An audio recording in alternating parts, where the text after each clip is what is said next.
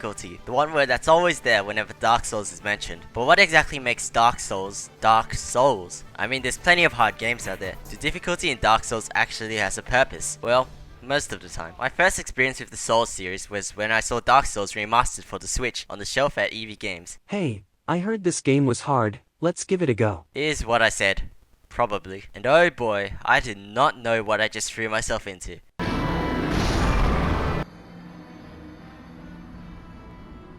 Why would anyone play this game? Everywhere I go I just die. I was a dumb 15-year-old at the time. Hey, I'm not dumb. The game really doesn't tell you much at the beginning. Alright, you've done the tutorial. So, what now? Going up gets you jumped by the Skelly army and going down gets you haunted. Your character seems to enjoy it more than you do. Like any regular video game, you have your health bar and stamina at the top left. You can pick up equipment and customize your loadout. Oh, and enemies drop souls which you can use to level up or upgrade your gear later on in the game. Sounds easy enough, right? But your character is...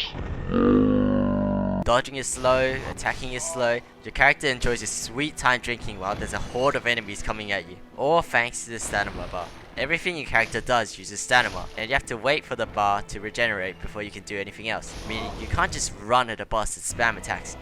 You have to play patiently, avoiding the opponent's attacks and waiting for a perfect opportunity to strike. You can't rely on luck, you have to learn. This also makes it hard to blame anyone but yourself, for most parts of the game. Ah, darn, shouldn't have dodged too early. Shouldn't have greeted for the last attack. You know what you did wrong, and yet you keep trying over and over again, because you know that you'll get that perfect run eventually. Death is a learning mechanic. Die, die, die. That's how you do it. However, there's multiple different ways to complete each area. You could straight up front door the base and kill everything in sight.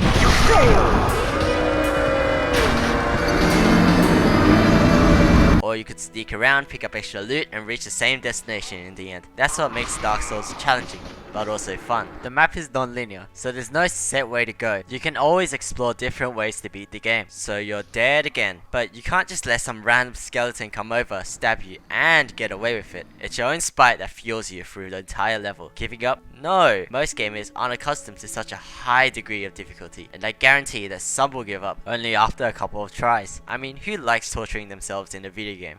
I do.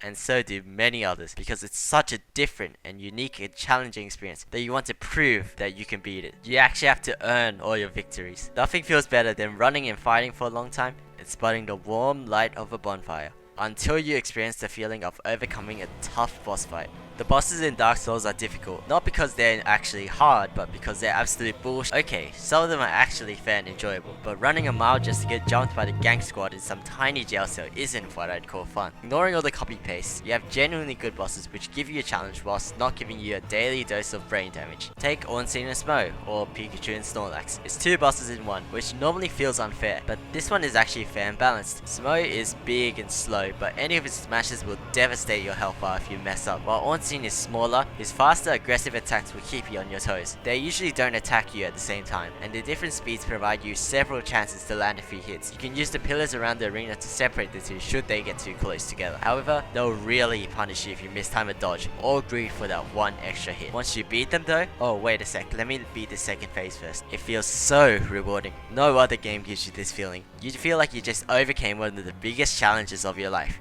The level design in the first Dark Souls is crazy good. Only for the first half though. Every area is connected so well, and the lore behind them is stellar. You can look at a single screenshot and determine the area of which it's in. Take a look at the vertical layout of the map for example. Going down, you have the depths, which is like a sewer system filled with rats and some kind of bug-eyed lizard thing that curses you, and now half your health is gone. Going even below that, you have an underground city filled with fun. Lots of fun. Welcome to Blighttown. We have dart blowers which poison you after a single hit, some giant mosquitoes, and a poison bog at the bottom. Did I mention how it murders your FPS too? And even further below that, you have lava lakes. See? Verticality. There's this constant, indescribable feeling of loneliness as you walk through each level. It's just dead guys everywhere. The endless sense of desolation and despair is just so well done. You're one of the last few living things, kinda. As you venture through once bustling places that are now infested with the undead, it never feels like you have a home. It's just you in this lonely world.